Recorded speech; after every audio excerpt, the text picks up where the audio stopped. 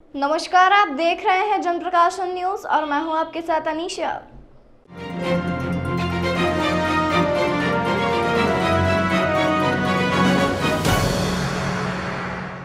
वृंदावन के संत स्वामी रितेश्वर ने अब तक 6 राज्यों की यात्रा की है। संत श्री ने कहा कि देश में जातिवाद के नाम पर बड़े सनातन संस्कृति के लोगों को तोड़ने का षड्यंत्र चल रहा है। उसके विरुद्ध लोगों को जागृत करने के लिए हम पद यात्रा कर रहे हैं। जहां जहां जा सकते हैं, लोगों से मिलकर एक अच्छे भारत के निर्माण, सनातन संस्कृति का पालन करने और हिंदुत्व के विकास की बात कर रहे हैं।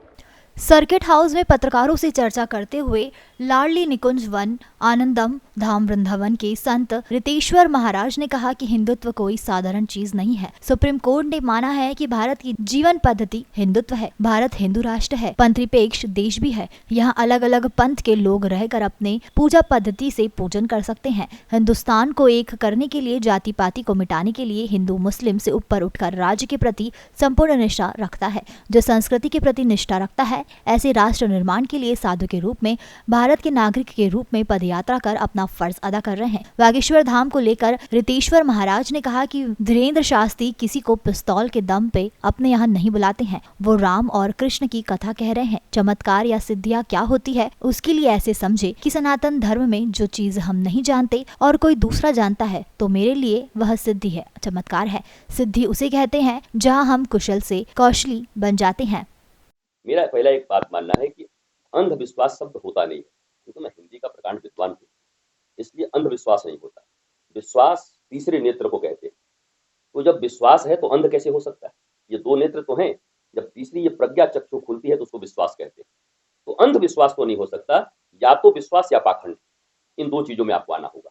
ये नहीं कहना होगा कि महाराज जी कुछ पाखंडी साधु लोग आजकल क्या कर रहे हैं, या तो पाखंडी होगा या साधु होगा, दोनों कैसे हो जाएगा? महाराज जी आजकल उजला काला नजर आता है, ऐसे कैसे होगा? या तो ब्लैक है या तो व्हाइट होगा। तो सत्य या असत्य दोनों में बाइफर्केशन करना होगा, हंस की तरह शाश्वत या नश्वर में बाइफर्केशन करना होगा। क्योंकि ये वर्ड्स जब हमारे यूथ सुनते हैं तो उनको लगता है अंधविश्वास अंधश्रद्धा होती है। ऐसा कोई शब्द हिंदुस्तान के हिंदी में नहीं है। अब रही बागेश्वर पंडित धीरेन्द्र कृष्ण शास्त्री जी की बात। देखो, पंडित धीरेन्द्र कृष्ण शास्त्री किसी को पिस्तौल से अपने यहाँ नहीं बुलाते कि गांव में पिस्तौल लगवा देते हैं और कहते हैं कि अगर 50-50 कोस की दूर से बच्चा अगर मेरे कथा सुनने नहीं आया तो गोली मरवा दी जाएगी। ऐसा तो नहीं। लोग सुनने आते हैं, राम कथा करते हैं, कृष्ण कथा करते हैं, वो कर रहे हैं। अब चमत्कार या सिद्धियां क्या होती है सनातन धर्म में? जो चीजें हम नहीं जानते और कोई और जानता है तो मेरे लिए वो सिद्धि है, मेरे लिए चमत्कार है। यहाँ तो बाएं हाथ का बल्लेबाज विनोद कांबली जब बैटिंग किया करता था तो उसको बोलते थे सिद्धहस्त बल्लेबाज।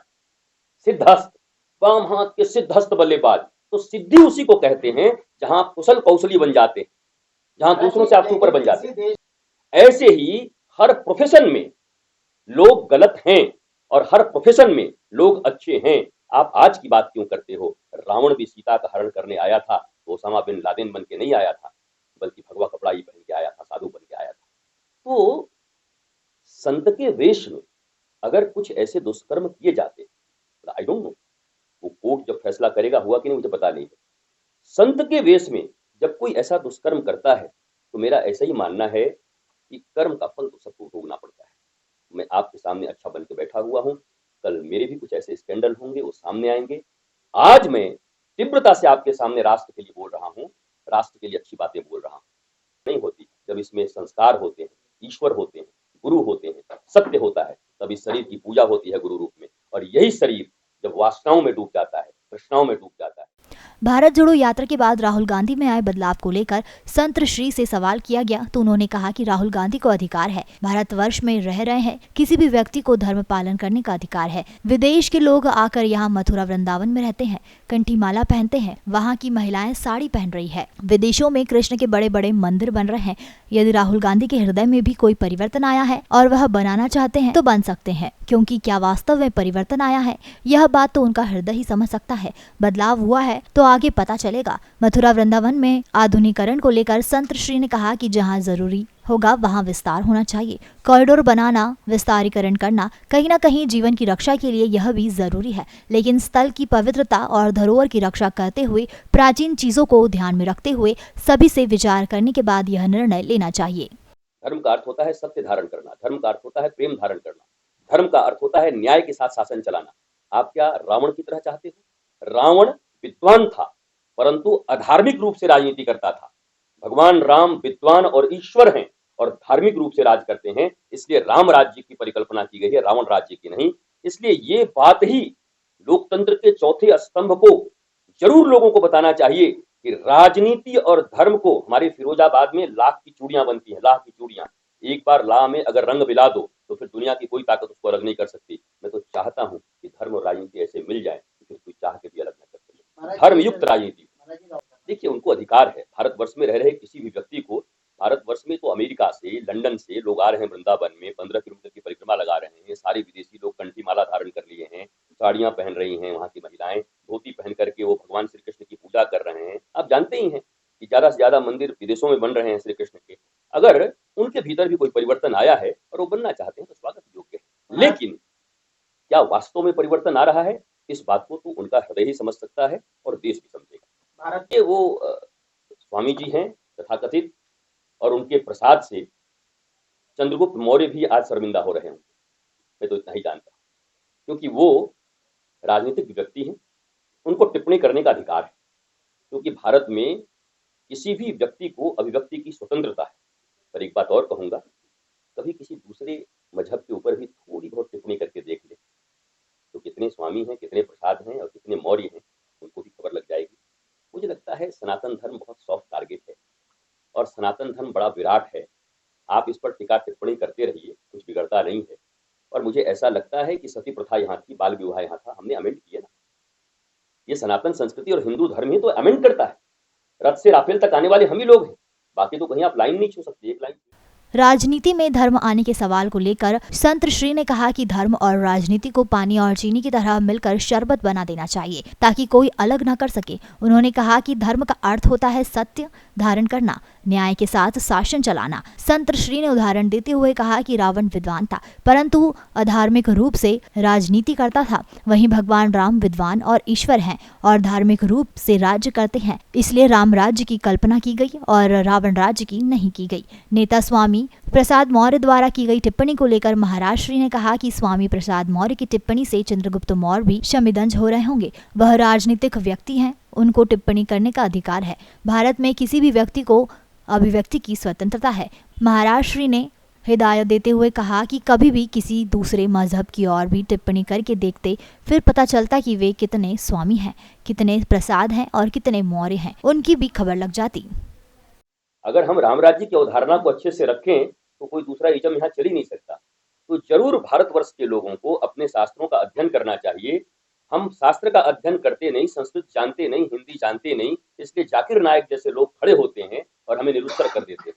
लेकिन एक बार अगर अपनी संस्कृति का कोई पठन पाठन कर ले तो शायद ही इस दुनिया में कोई व्यक्ति हो जो सनातन धर्मावलंबी को चुप करा सकता है, या ऐसा कोई प्रश्न हो जो किसी सनातन धर्मावलंबी व्यक्ति के पास उसका उत्तर न हो।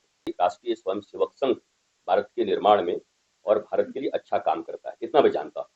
भारत में कहीं कोई आपदा हो, विपदा हो, या संस्कृति के रक्षण के लिए, भारतीयता के रक्षण के लिए, हिंदुत्व के जागरण के लिए और लोक आस्था को और प्रबल करने के लिए संघ काम करता है।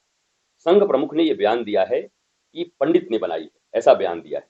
तो मैं तो एक ही पंडित की परिभाषा जानता हूं, मैं श्री कृष्ण को जानता हूं।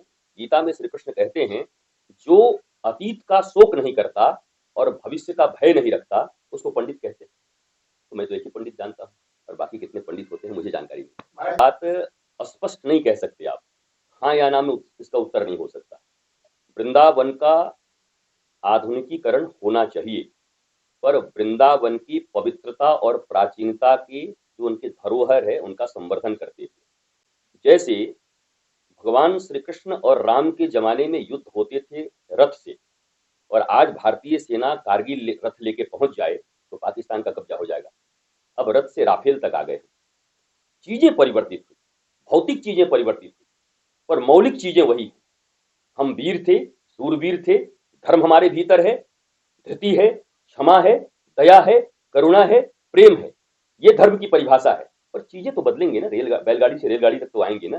तो वृंदावन का विकास जरूरी है, और कॉरिडोर तो हमारे काशी में जब बना तब भी वहां विरोध थोड़ा हुआ था, पर आप जानकर आश्चर्य होंगे कि काशी में विगत कॉरिडोर बनने के बाद जितने लाख और करोड़ पर्यटकों की और दर्शकों की संख्या, दर्शनार्थियों की संख्या बढ़ी, धर्म से क्या होगा? रोटी चलेगी, रोटी चल गई। इतना सुंदर कॉरिडोर बना कि काशी की इकोनॉमिक ग्रोथ कर गई। और यहाँ उज्जैन में भी आपका हुआ है। मैं बैठा भी था सारी चैनलों पर, जब उज्जैन का ये चल रहा था, प्रधानमंत्री जी आए थे, मैं वृंदावन या कहीं था तो मुझे कनेक्ट होना पड़ा था, तो मैंने यहाँ का भी स्वागत किया था। लेकिन प्राचीन जो चीजें, जो कुंज गलियां हैं, जो वहाँ की लता पता है, वृंदावन के वृक्षण को मरम न जाने कोई, जहाँ डाल डाल और पात पात पर राधे राधे हुए, वहाँ के जो पंडा, तीर्थ, पुरोहित, संत, सबको लेकर के, सबसे विचार करके संत पर लगे दुष्कर्म के आरोप में महाराज श्री संत ने कहा कि वैश्य में से दुष्कर्म किए जाते हैं, जो वह कोर्ट का मामला है, कोर्ट जब फैसला करेगा सामने आएगा। उन्होंने कहा कि मेरा मानना है कि धर्म का फल सबको भोगना पड़ता है। यहाँ षड्यंत्र भी बहुत है। सनातन धर्म में तो कम से कम संतों को कांच की दीवार में रख दिया गया है। एक पत्थर कोई मारा नहीं कि हम बरबरा कर गिर जाते हैं। संत श्री ने कहा कि हमें इतना भी टूटने फूटने वाली गुड़िया मत बनाओ। लेकिन हर सजा सही होगी ये मुझे पता नहीं। षड्यंत्र भी बहुत हैं, और सनातन धर्म में तो कम से कम संतों को कांच के दीवार में रख दिया गया है। एक पत्थर कोई मारा नहीं कि हम भरभरा के गिर जाते हैं। इतना भी हमें टूटने फूटने वाला गुड़िया मत बनाइए। हमें भी इंसानों की तरह रहने दीजिए, क्योंकि संत भी इसी संसार में माँ बाप के मिलन से ही आते हैं। वो कोई ऊपर से नहीं टपकते, आसमान से नहीं टपकते। किसी गांव में एक माता और पिता के मिलन से निकल के वो बच्चा आगे जाके संत बनता है। लेकिन भारत में सुरक्षित रहना बहुत मुश्किल है। मैं आपको आज बता देता हूँ, ऑनलाइन कैमरा पे संतों का सुरक्षित रहना बहुत मुश्किल है। आप छोटी सी पत्थर मारते हो और इतना चलता है कि वो चिल्लाते रह जाते हैं नेपथ्य में, पर उनकी कोई बात नहीं सुनता। कभी ऐसा भी तो हो सकता है हमारी संपत्ति पर किसी की दृष्टि हो, कुदृष्टि हो, हमने आश्रम बनाए हो ट्रस्ट के नाम से, इसके नाम से, वो दृष्टि भी किसी की रहती है, और कोई गलत मुकदमे ये करके, लाखों तो वृंदावन में हो रहे हैं, अयोध्या में हो रहे हैं, तो उस पर भी थोड़ा आप लोग ध्यान दिया करिए कि कोई सत्य सनातन को मारने वाला सही साधु फंसे नहीं, वो बचे। ये लोकतंत्र के चौथे स्तर। देखिए, हिंदू खतरे में इसलिए है कि हम संस्कृति से दूर हो रहे हैं, और अगर धीरे धीरे संस्कृति से दूर हो गए तो हिंदुस्तान कितना बड़ा था। अब आप जाके देखो, आपका अफगानिस्तान भी तो इसी में था ना, जहाँ हवाई जहाज के चक्के पकड़ के लोग भाग रहे थे कुछ दिन पहले। बताओ, हवाई जहाज के चक्के पे जब भागा नहीं जा सकता, सब कुछ जानता, फिर भी प्राणों का इतना भय था, और भागने वाले मुस्लिम कंट्री भी। देश दुनिया की तमाम खबरों के लिए चैनल को लाइक, शेयर और सब्सक्राइब जरूर करें।